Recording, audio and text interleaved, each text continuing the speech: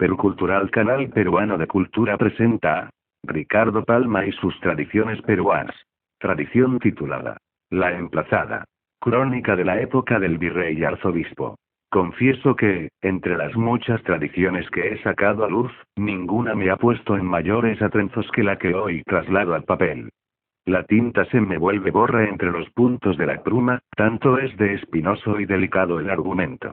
Pero a Roma por todo, y quiera un buen numen sacarme airoso de la empresa, y que alcance a cubrir con un velo de decoro, siquiera no sea muy tupido, este mi verídico relato de un suceso que fue en Lima más sonado que las narices. Y doña Verónica Aristizábal, no embargante sus 35 Pascuas floridas, era, por los años de 1688, lo que en toda tierra de herejes y cristianos se llama una buena moza. Jamón mejor conservado, ni en Westfalia. Viuda del conde de puntos suspensivos, que es un título como otro cualquiera, pues el real no se me antoja ponerlo en letras de molde, habíala al morir, nombrado tutora de sus 2 hijos, de los cuales el mayor contaba a la sazón 5 años. La fortuna del conde era lo que se dice señora fortuna, y consistía, amén de la casa solariega y valiosas propiedades urbanas, en 2 magníficas haciendas situadas en uno de los fertilísimos valles próximos a esta ciudad de los reyes.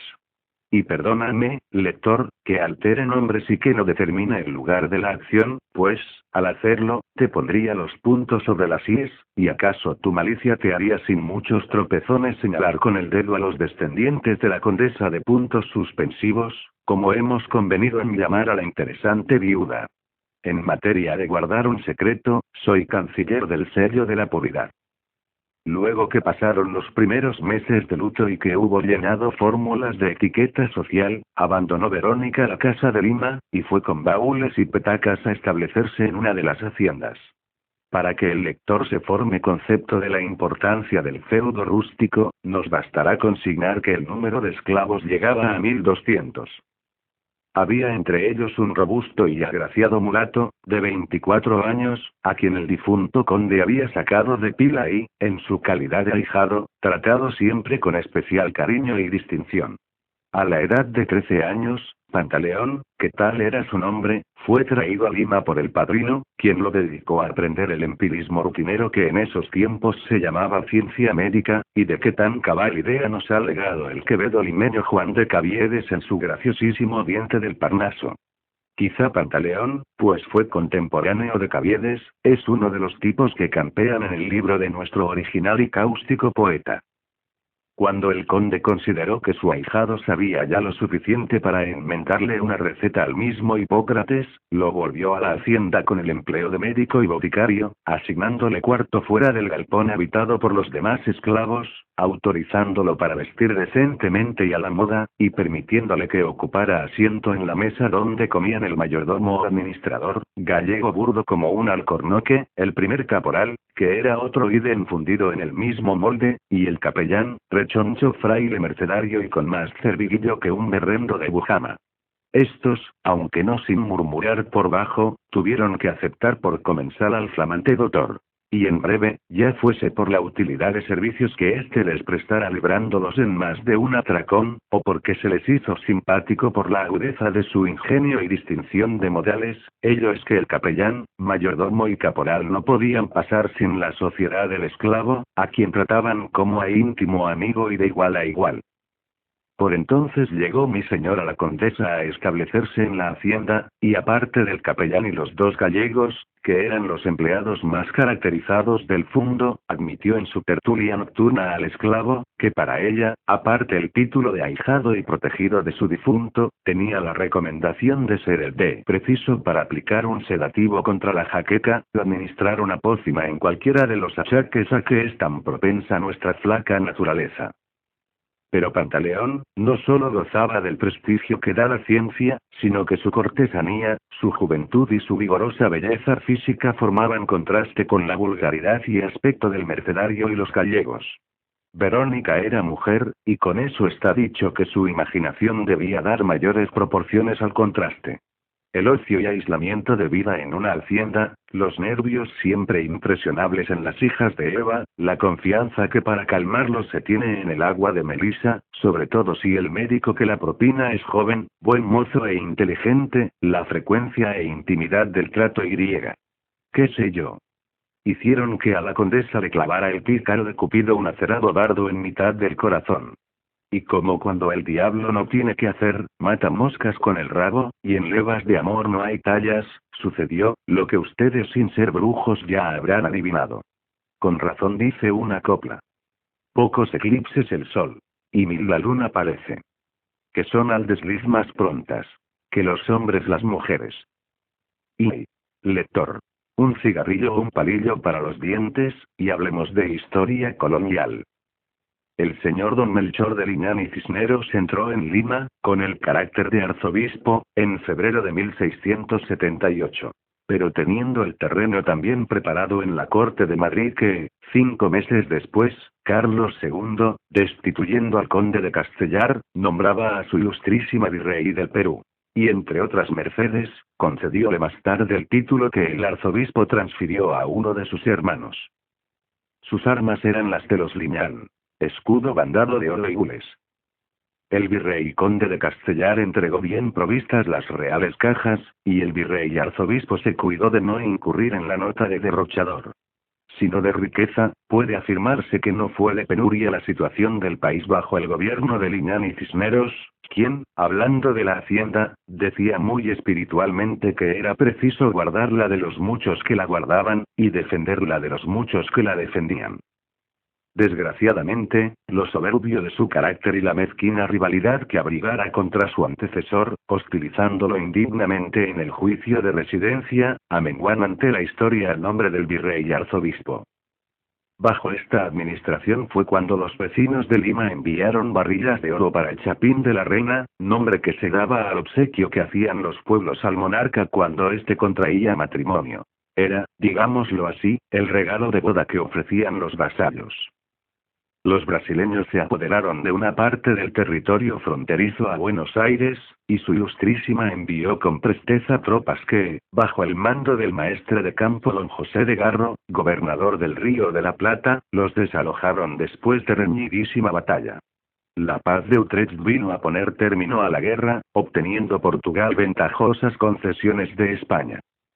Los filibusteros Juan Guarín, Warlen, y Bartolomé Chearps, apoyados por los indios del Darién, entraron por el Mar del Sur, hicieron en Panamá algunas presas de importancia, como la del navío Trinidad, saquearon los puertos de Barbacoas, Hilo y Coquimbo, incendiaron La Serena, y el 9 de febrero de 1681 desembarcaron en Arica.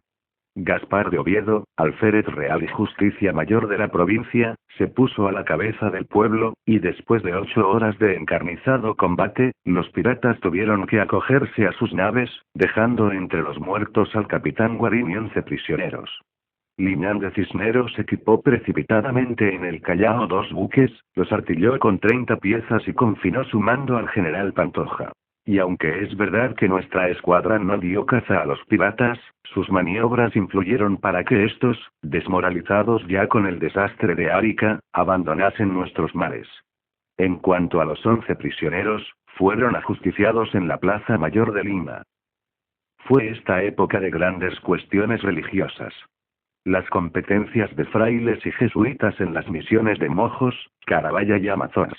Un tumultuoso capítulo de las monjas de Santa Catalina, en Quito, muchas de las cuales abandonaron la clausura, y la cuestión del obispo Molinero en los canónigos del Cuzco, por puntos de disciplina, darían campo para escribir largamente. Pero la conmoción más grave fue la de los franciscanos de Lima, que el 23 de diciembre de 1680, a las 11 de la noche, pusieron fuego a la celda del comisario general de la Orden Fray Marcos Terán. Bajo el gobierno de Liñán de Cisneros, 21º virrey del Perú, se recibieron en Lima los primeros ejemplares de la recopilación de leyes de India, impresión hecha en Madrid en 1680. Se prohibió la fabricación de aguardientes que no fuesen de los conchos puros del vino, y se fundó el conventillo de Santa Rosa de Viterbo para beatas franciscanas. Y El mayor monstruo los celos, es el título de una famosa comedia del teatro antiguo español, y hace que el poeta anduvo acertadísimo en el mote. Un año después de establecida la condesa en la hacienda, hizo salir de un convento de monjas de Lima a una esclavita, de 15 a 16 abriles, fresca como un sorbete, traviesa como un duende, alegre como una misa de aguinaldo y con un par de ojos negros, tan negros que parecían hechos de tinieblas. Era la predilecta, la engreída de Verónica. Antes de enviarla al monasterio para que perfeccionase su educación aprendiendo labores de aguja y demás cosas en que son tan duchas las buenas madres, su ama la había pagado maestros de música y baile. Y la muchacha aprovechó también las lecciones que no había en Lima más diestra tañedora de arpa, ni timbre de voz más puro y flexible para cantar la bella Aminta y el pastor feliz, ni pies más ágiles para trenzar una sajuriana, ni cintura más cenceña y revolucionaria para bailar un bailecito de la tierra. Describir la belleza de Gertrudis sería para mí obra de romanos. Pálido sería el retrato que emprendiera yo hacer de la mulata, y basta que el lector se imagine uno de esos tipos de azúcar refinada y canela de Ceilán, que hicieron decir al licencioso Ciego de la Merced, en una copla que yo me guardaré de reproducir con exactitud. Canela y azúcar fue. La bendita Magdalena. Quien no ha querido a una china. No ha querido cosa buena. La llegada de Gertrudis a la hacienda despertó en el capellán y el médico todo el apetito que inspira una golosina. Su reverencia Fray Luna dio en padecer de distracciones cuando abría su libro de horas. Y el médico boticario se preocupó con la mocita a extremo tal que, en cierta ocasión, administró a uno de sus enfermos jalapa en vez de goma arábiga, y en un tumbo de helado estuvo que lo despachase sin postillón al país de las calaveras. Alguien ha dicho, y por si nadie ha pensado en decir tal paparrucha, diréla yo, que un rival tiene ojos de telescopio para descubrir, no digo un cometa trinito, sino una pulga en el cielo de sus amores. Así se explica que el capellán no tardase en comprender y adquirir pruebas de que entre Pantaleón y Gertrudis existían lo que, en política, llamaba uno de nuestros prohombres connivencias criminales. El despechado rival pensó entonces en vengarse, y fue a la condesa con el chisme, alegando hipócritamente que era un escándalo y un faltamiento a tan honrada casa que dos esclavos anduviesen entretenidos en picardihuelas que la moral y la religión condenan. Bobería. No se fundieron campanas para asustarse del repique. Probable es que si el mercenario hubiera podido sospechar que Verónica había hecho de su esclavo algo más que un médico, se habría abstenido de acusarlo. La condesa tuvo la bastante fuerza de voluntad para dominarse, dio las gracias al capellán por el cristiano aviso, y dijo sencillamente que ella sabría poner orden en su casa. Retirado el fraile, Verónica se encerró en su dormitorio para dar expansión a la tormenta que se desarrollaba en su alma. Ella, que se había dignado descender del pedestal de su orgullo y preocupaciones para levantar hasta su altura a un miserable esclavo, no podía perdonar al que traidoramente la engañaba. Una hora después, Verónica, afectando serenidad de espíritu, se dirigió al trapiche e hizo llamar al médico. Pantaleón se presentó en el acto, creyendo que se trataba de asistir a algún enfermo. La condesa, con el tono severo de un juez, lo interrogó sobre las relaciones que mantenía con Gertrudis, y exasperada por la tenaz negativa del amante, ordenó a los negros que, atándolo a una argolla de hierro, lo flagelasen cruelmente. Después de media hora de suplicio, Pantaleón estaba casi exánime. La condesa hizo suspender el castigo y volvió a interrogarlo. La víctima no retrocedió en su negativa. Y más irritada que antes, la condesa lo amenazó con hacerlo arrojar en una paila de miel hirviendo. La energía del infortunado Pantaleón no se desmintió ante la feroz amenaza, y abandonando el aire respetuoso con que hasta ese instante había contestado a las preguntas de su ama, dijo: Hazlo, Verónica, y dentro de un año, tal un día como hoy, a las 5 de la tarde, te cito ante el tribunal de Dios. Insolente. Gritó furiosa la condesa, cruzando con su chicotillo el rostro del infeliz. A la paila. A la paila con él. Horror. Y el horrible mandato quedó cumplido en el instante. Y la condesa fue llevada a sus habitaciones en completo estado de delirio. Corrían los meses, el mal se agravaba, y la ciencia se declaró vencida. La furiosa loca gritaba en sus tremendos ataques. Estoy emplazada. Y así llegó la mañana del día en que expiraba el fatal plazo, y admirable fenómeno. La condesa amaneció sin delirio. El nuevo capellán que había reemplazado al mercenario fue llamado por ella y la oyó en confesión, perdonándola en nombre de aquel que es todo misericordia. El sacerdote dio a Gertrudis su carta de libertad y una suma de dinero que la obsequiaba su ama.